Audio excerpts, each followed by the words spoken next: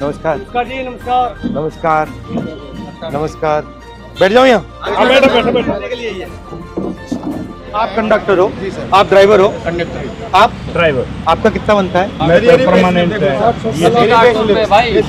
Sir 800 रुपये एक दिन का बनता है, उसी में SIPF दोनों कटता है और जो रेस्ट बनता है उसको ही पैसे कटते हैं।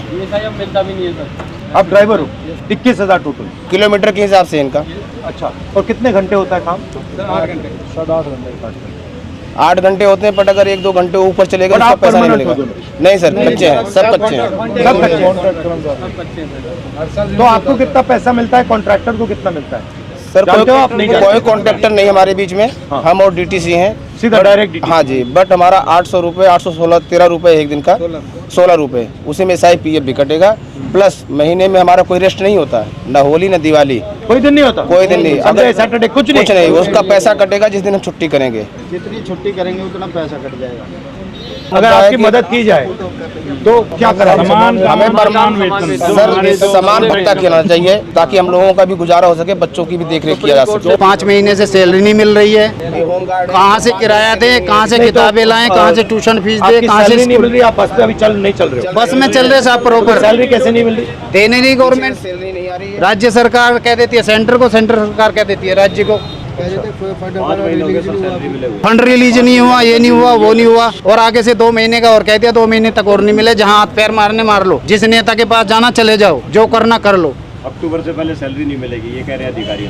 हमारे बच्चों के साथ ये हो रहा, अब नई भर्ती कर रहे, उनका भी भविष्य खराब करेंगे ये। मैं कंडक्टर DTC कर्मचारी हूँ। हम एक कॉन्ट्रैक्ट बेस पे हैं और हर साल कॉन्ट्रैक्ट रिन्यू होता है। वो भी ड्यूटी कम होती है तो उसे रिन्यू नहीं होने देंगे। फिर आप जाइए घर बैठिए, फिर बड़ी मुश्किल से हमारे मतलब परमानेंट नहीं बनाना चाहते? हाँ जी सर, हमें पक्का किया जाए, हमें ये मांग है हमारी, या नहीं तो समान वेतन समान काम होना चाहिए हमारा। हम आपसे मांग यही कर रहे हैं बस सरकार से। जब तक शीला दीक्षित हमारी बहन जी थी, जब तक उन्होंने पक्का किया, उनके बाद हमारे कोई अभी तक सुनवाई नहीं, उन्होंने पक्का किया। लेकिन हमारा सवाल ये है सर कि नागरिकता हमारी पक्की तो नौकरी कच्ची क्यों? क्योंकि आज निजीकरण हो रहा है, सबसे ज्यादा निजीकरण कर रहे हैं लोग, और इस निजीकरण से हमारे बच्चों का क्या भविष्य रहेगा?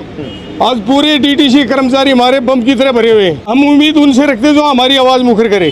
सर पिछले 6 महीने से सैलरी नहीं है, और उस सैलरी का नतीजा ये है कि हमारे 24 जवान जो होम गार्ड के हैं वो कोई हार्ट अटैक से, कोई डिप्रेशन से वो दुनिया छोड़ चुके हैं।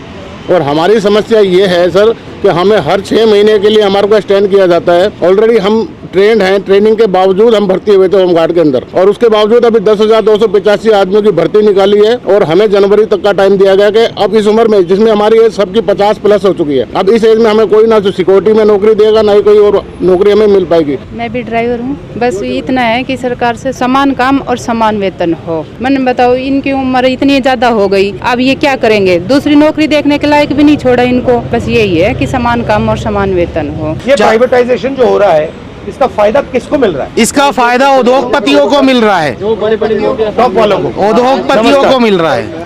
आप एक्सपीरियंस हैं, कब से चला रहे हैं आप? मैं जब चला नहीं रहा, मैं मैं अंदर हूँ वर्कशॉप के अंदर, और मैं वर्कशॉप में? हाँ, जब से बहुत संभाला है, गाय और बिठड़े के समय से मैं कांग्रेस का हो रहा हूँ, और मुझे बहुत खुशी है मेरे लिए, मुझे आपसे मिलने का सौभाग्य मिला। और आपके सामने मैं पब्लिक की समस्याएं रखूंगा। अगर आप सॉल्व करना चाहें, आप भगवान आपको मौका दे, तो आप इन बातों को ध्यान में रखिए प्लीज, क्योंकि ये आम आदमी है, ये आपकी ही जनता है, और आपसे प्यार करने वाले हैं कांग्रेस के नाम से। बताइए। ठीक है सर। रही बात रोजगार की, आज मोदी जी ने इतना बुरा हाल कर दिया देश का, हमें एक तरह से गुलामी महसूस होती है। पढ़े लिखे का अंतर खत्म कर दिया इन्होंने।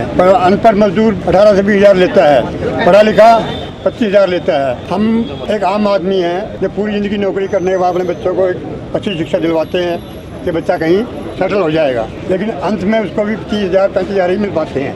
ये हमारे आम लोगों की समस्याएं हैं सर बोलना तो हर कोई चाहता है, आजकल जो बोलता है सीधा उसका काम, गवर्नमेंट का काम है जेल में।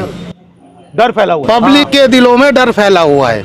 आप लोग पैसा बचा पाते हो या बिल्कुल नहीं सर, बिल्कुल नहीं। और अगर आप कहीं बस पे जाओ तो आपको पैसा देना पड़ता है या आपके पास पास होता है? आपके पास पास ऐसा कुछ नहीं है जो आप बस में फ्री जाओ। तो धन्यवाद आपका। नमस्कार ब्रदर, कैसे हो? तो अपने बारे में बताओ, बच्चे कैसे हैं, क्या हो रहा है, फैमिली कैसी है? काम कैसा होता है? मेरी ड्यूटी 12:50 से स्टार्ट होती है। मैं यमुना पार्क से आता हूँ, पर हालांकि डिपो तो बहुत दूर पड़ता है। कैसे आते हो? मैं बस से ही ट्रेवल करता हूँ सर। जो हमारा कांटेक्ट है ना सर, उसमें दिक्कत, कांटेक्ट लेबर है एक तरीके से। अच्छा, हाँ जी, कॉन्ट्रैक्ट लेबर हो, कभी भी निकाल दिया जाता हाँ जी, 1 ईयर का कॉन्ट्रैक्ट होता है हमारा। हर हाँ जी, हर साल रिन्यू होता है सर। और आपका कॉन्ट्रैक्ट डीटीसी के साथ होता है या किसी बिचौले के साथ? नहीं नहीं, डीटीसी से डायरेक्ट। बट ये हम तो एक अपना फ्यूचर सिक्योर करने के लिए परमानेंट जॉब चाहते हैं। ये आपका सरूरी नगर मार्केट होते हुए और ये सफदरजंग हॉस्पिटल होते हुए जाए। अच्छा लगा आपका सब प्रोग्राम अभी क्या है?